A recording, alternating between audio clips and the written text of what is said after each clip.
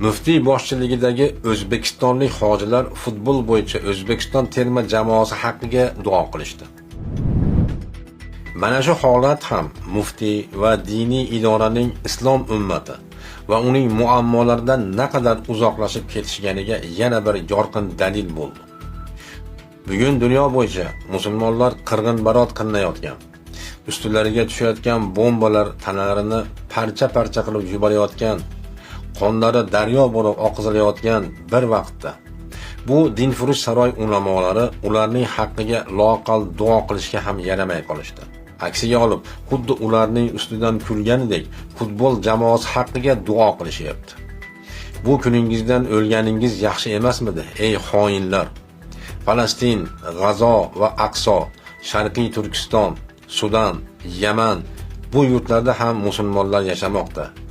Ey ulamolar, ular hozir shunaqangi xor va yordamsiz ahvoldalarki, buni so'z bilan ta'riflashning iloji yo'q. Alloh sizlardan ana shu mazlum birodarlarimiz haqida so'raganida nima deb javob berasiz? Futbol o'yinida yutish muhimroq edi deysizmi?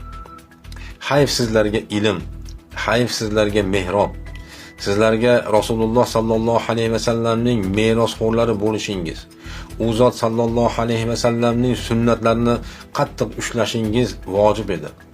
Islom ummati manfaatlari qo'riqchisi, uning boshini birlashtiruvchi va to'g'ri yo'nalish beruvchi mayoq bo'lishingiz lozim edi.